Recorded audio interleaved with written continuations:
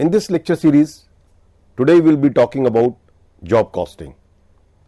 Friends, we have been discussing various types of costing methods, and job costing is one of the very important method of costing which is being used in those industries, in those businesses where the work is done as per the specific requirement of the customer.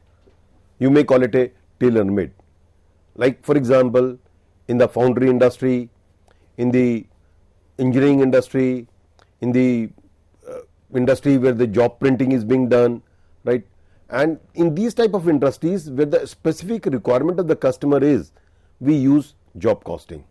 Like let me take example which you may be experiencing in your life also, that suppose you get your car or scooter for service. The moment you enter into the workshop, the person, the workshop makes a job card, opens a job card, and in that job card the engineer comes to you, notes down all your problems, what are the requirements which you have, and what are the things, what are the services which you require for that, and then the work starts. So it means each car or each scooter when you take for your service, each bike which you take for your service has certain specific problems which has to be fixed, which has to be corrected, and the engineer takes necessary action in this regard, right? So job costing or job order costing is a method of cost ascertainment used in job order industries. The underlying word is job order industries. What I mean by job order industries is that in those industries where the work is being done as per the job order, that is as per the customer's requirement. So production is against customer's order and not for stock. If you recollect in our earlier lectures, we were talking of process costing. I said in the process costing is being used in those industries where the workflow is of continuous nature and the standardized product is being produced, right?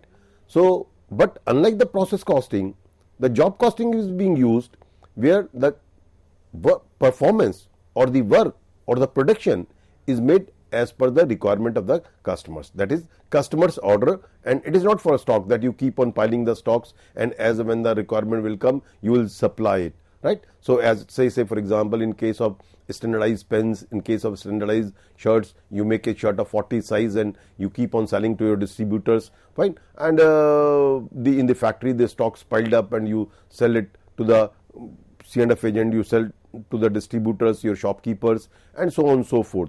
So here, as per the requirement of the customer, you will make it. You will stitch the shirts as per the requirement of the customer. Customer will give you a special design, a special embroidery if it is so, right, a special size, and of that size, of this specification, you will stitch the shirts of the numbers which the customers required. So each job has its own characteristics and requires special attentions. Why this word is special attention? Because it is as per the specific design, specific drawing, specific requirement of the customers. It is not the standardized things. It's the specific attention is required since specific requirement is there. So the flow of production from one department to another is not uniform. Unlike in the process costing where the workflow is uniform, here the workflow is not uniform. Means the work will pass through different processes, but each process is not standardized. So it is the nature of the job which determines the departments through which it is to be processed.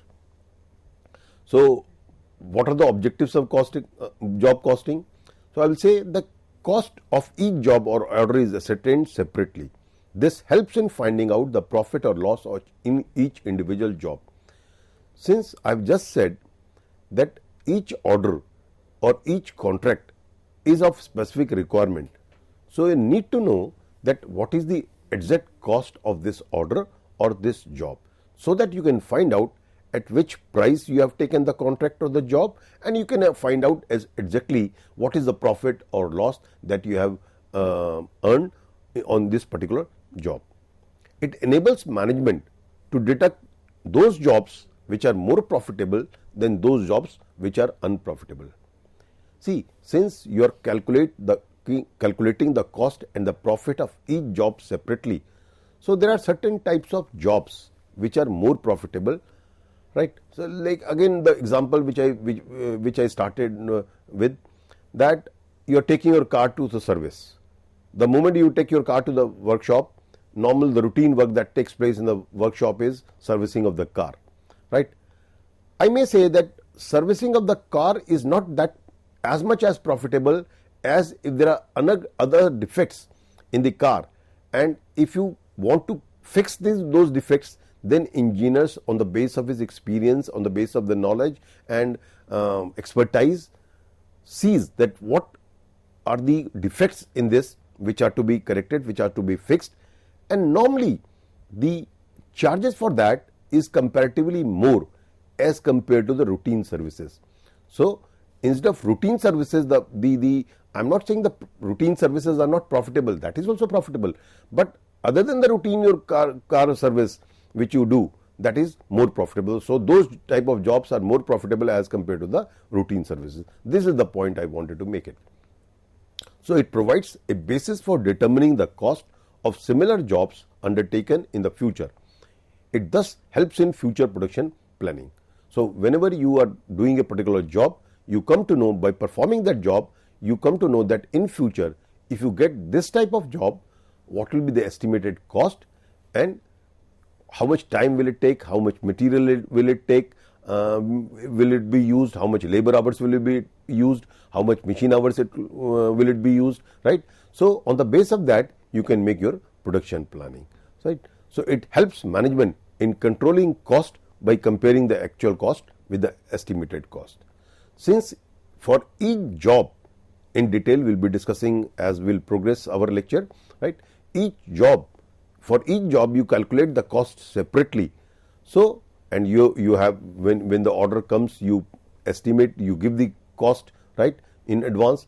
So you will able to compare that how much profit or the loss you have generated by accepting this order, and for future estimates also you will come to know that what price you should quote on this. So it helps in controlling cost and comparing the actual cost with the estimated cost, because when you accept the order, at that point of time itself you estimate that cost, and when the job is being completed, you know for each job separate job card is being opened, you know exactly what the cost is, you are able to compare what is the difference between the actual cost and the estimated cost, so that you can take corrective action for future planning, right?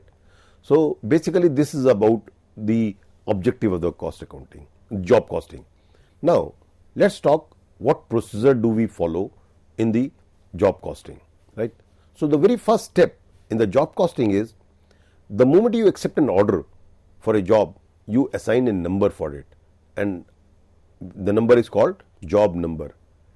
As I said in the beginning, when you take your car to the workshop, when at the entry itself, the workshop opens a job card for you and it allots a number. Job card we'll be discussing later on. At the point I will say a job number is being allotted to you, right? That this is the car number and these are the facts, and this car, this is the other requirements. So a job number means each work, each order is being assigned a job number, and for all future purposes that job number will be, entries will be made on the base of that job number.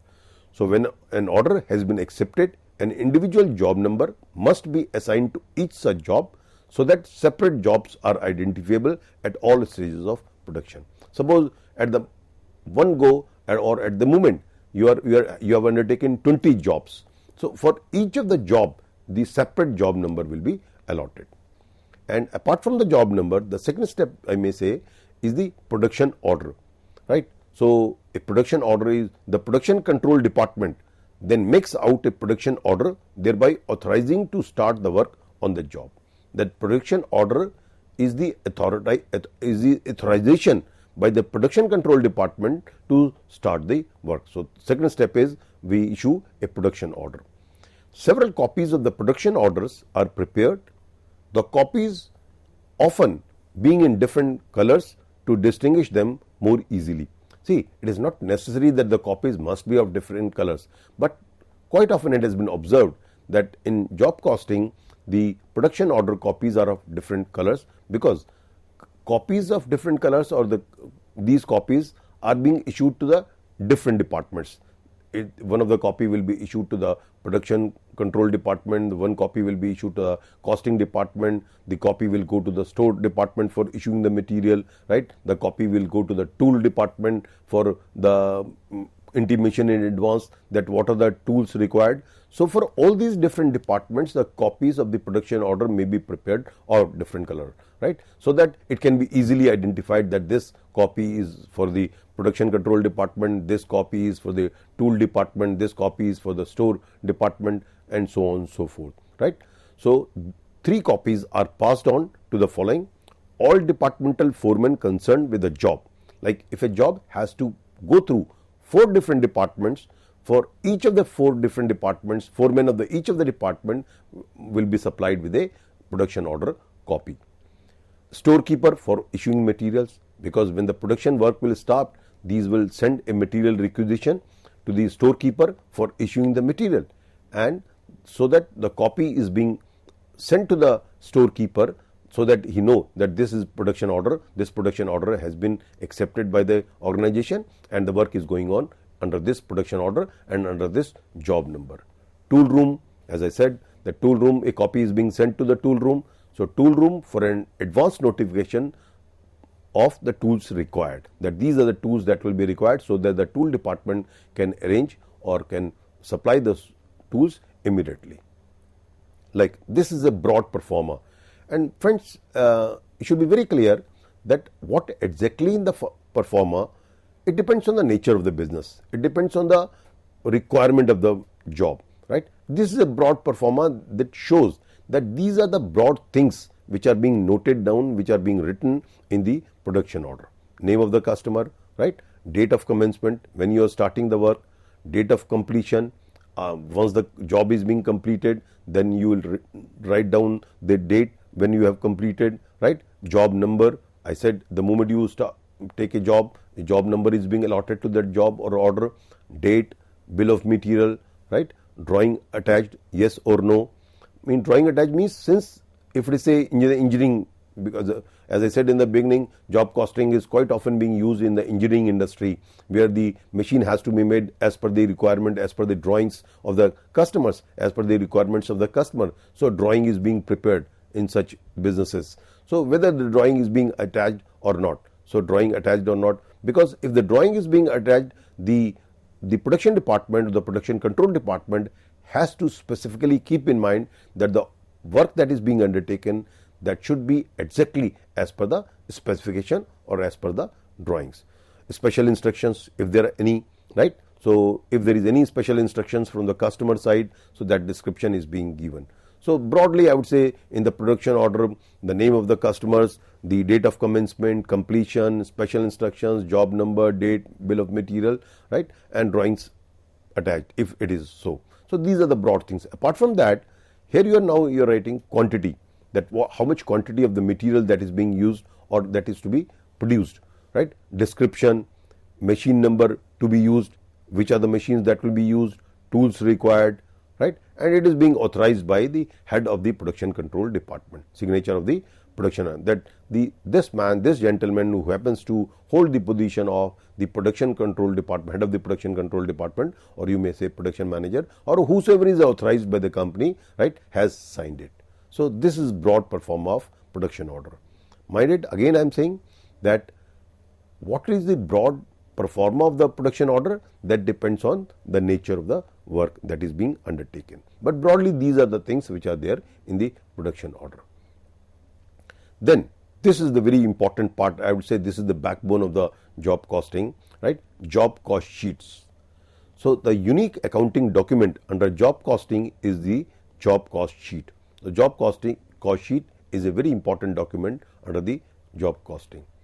Receipt of production order is the signal for the cost accountant to prepare a job cost sheet. Means production control department has prepared a production control order, right? Or production order, right? Like this production order is being prepared by the production control department. Now the costing departments prepare this job cost sheet. So receipt of production order is the signal of the cost accountant to prepare a job cost sheet on which he will record the cost of material used and the labor and the machine time taken. Means this is being filled, or this is being prepared by the costing department, and the costing department keeps on recording the cost incurred on account of material, labor, overheads, for that matter all the expenses that are being incurred on that job or for that production order, that is being noted down in the job cost sheet. Each concern has to design a job cost sheet to suit its needs. As I said in the production order, similarly in the job cost sheet also, what will be the contents of the job cost sheets, right? That depends on the nature of the business, that depends on the nature of the work that is being performed. So job cost sheet are not prepared for specific periods, but they are made out for each job regardless of the time taken for its completion. Means this job cost sheet is not being prepared for a monthly basis or for a weekly basis, or for that matter on an annual basis. It is being prepared on the basis of the job that is being undertaken. And job, you may call it an order, you may call it a job. So right, suppose a job is being completed within a day or so. So the job cost sheet will be prepared for that job for the day only. However, material, labor and overhead cost are posted periodically to the relevant cost sheet. See, this preparing job cost sheet, I said, is an ongoing process, right? But at each interval, or as and when the cost is being incurred, so the cost of material and labor and overheads are being recorded in the job cost sheet, right? So this is the broad performer of job order cost sheet. Friends, it is very important to see that, again I say that as I said when I was talking of the job cost sheet in the beginning, that there is no exact performer, but broadly these are the contents of the job order cost sheet. Customer name, the way you wrote in the production order, right? Date, job order number, or you can say job number, same thing. Production description, what are the descriptions of the production? Selling price, total cost. Selling price means the price at which you will be selling the selling means the contract that has been undertaken. Suppose you have undertaken to produce 1000 machines or 100 machines of a particular type, of a particular design, right? So what is the selling price of those 100 machines, which the work which you have undertaken? An order has come to you from a supplier, right, that he or she requires, that company requires 100 machines of this very specification, and you have accepted the order at a particular price. So what is the selling price? You may call it a per unit price, or it may be the total price, right? So what is the selling price of that order? Total cost and the cost per unit. On the base of total cost, if you divide it by the number of units, you will get the cost per unit. So this is the first part of the job cost sheet, in which name of the customer, date means when the order is being taken and when the work starts, job order number, production description, selling price, cost in terms of total, in terms of per unit. Now in the next part you will write, or we will note, the cost of material, labor, overheads, that is all the cost that is being incurred for producing or for producing that goods and service, that is being recorded in this. And I have written here department 1, department 2, it may be as many departments as they are in the organization for which are required for completing that work, for where the work will be undertaken. Here, because of the space constraints, I have noted only 2 departments, it may be more than 2. So the very first cost is of material, right? So all the material that is being used for that order, for that work, will be recorded here, right? So dates when the material is being issued to this job, right? Requisition number. If you recollect, while we were discussing earlier about the material topic in the beginning of when we started our discussion on the cost accounting, right?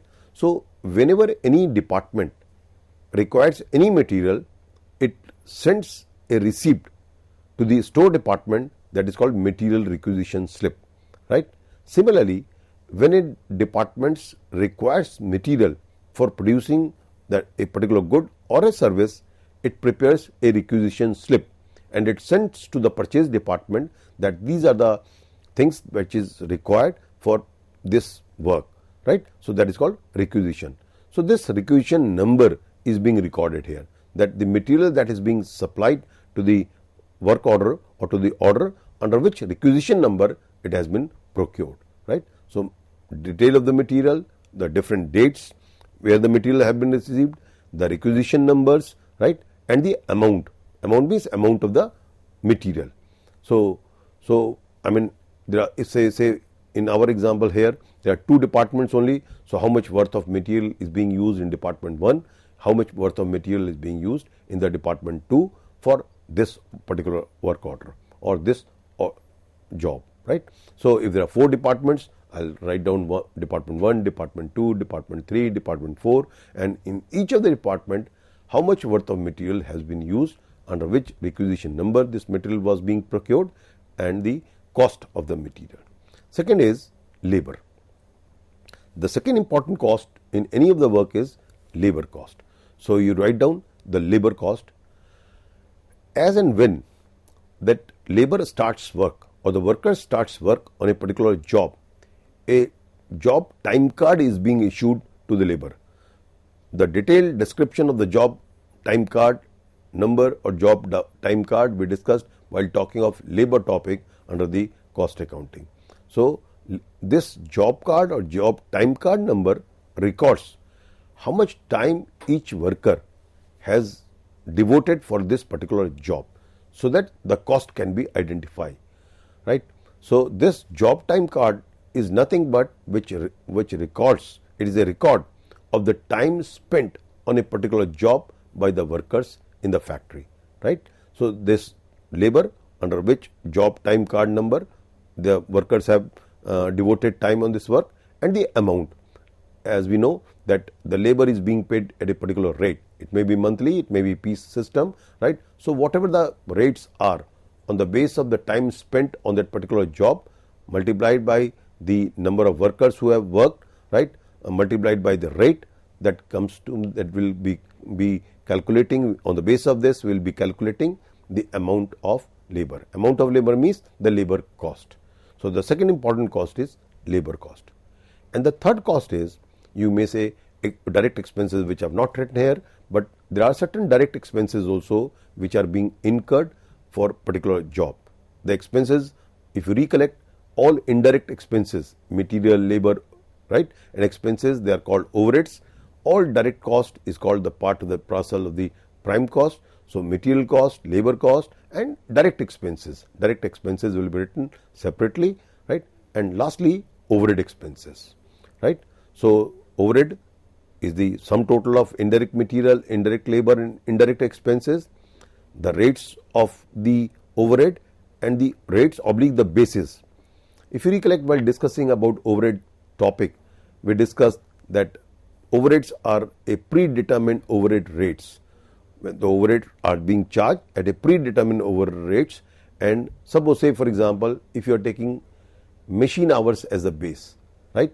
So you have incurred 1 lakh rupees overhead expenses in total. I am saying in total means in all the departments, and in this particular department, and the rate is the, say, 1 lakh rupees machine hours and 1 lakh rupees is the cost. So rate will be 1 rupee per hour. That is, if the machine works for 1 hour, overhead charge will be 1 rupee, right. So if for a particular work machine works for 100 hours, so the overhead absorbed will be 100 rupees, because the rate is 1 rupee per hour. Basis is machine hour basis, right.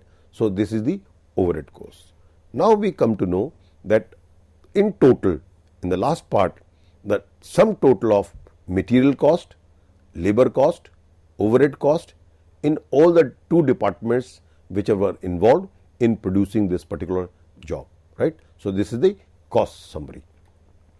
Cost summary summarizes the material cost, as you are seeing here, first department, second department, the total cost of the material, total cost of labor, and separately mentioning the labor cost of each department, separately mentioning the overhead cost of each department, and the total, and then you know the grand total of the work that is being performed. So this is the job cost sheet. I would say job cost sheet is a gist of job costing, right. So this is about the theoretical aspects of the job costing. Let me summarize it broadly. Then in the next part of my discussion, I'll be talking about the practical examples. I will take a practical situation that if this is the situation, what will be the cost. So we discussed in this job costing that which are the industries, where the job costing is being used. And I said job costing is being used in those industries where the work is as per the specific requirement of the customer, where a order is being accepted and it is being performed, the work is being done as per the specific requirements of the customer. I said mostly in the engineering industry, in the foundry industry, in the job printing. Like for my company, I want that 1000 letter pads, right, is to be prepared. So this letter pads which are to be prepared, right, so this is prepared where as per my requirement, what I want, what are the information which I want to give in my pad, right. So this letter pad will be prepared as per my requirements. Say for example, the festival season is coming, I want that to gift some specific gifts to my clients and all those people, right, as a gesture. So I say give a specific design that I need this type of gift for this specification, this thing, that thing, and the company produces as per requirement. Like in the new year, when you get your company's calendar printed, you know that which are the things you want to included in these things, like that, right. So this is basically job order costing is being the job printing means the printing is being done as per the requirement of the customer. So in this, basically a job number is important, production order is important, and the gist of this is job cost sheet. Job cost sheet is the summary of all the cost that is being incurred in form of material, in form of labor, in form of overheads for that job, for that particular order, right. So detail is being recorded in the job cost sheet, which is being prepared by the costing department. The production order is being prepared by the production control department, right. So in this way we calculate the cost of the work that is being undertaken. So friends, thank you very much. This is basically the theoretical aspects of the job costing. In my next part of the discussion, I'll be talking about the practical dimension, means in a business like situation, how you will calculate the cost of each job. Thank you very much.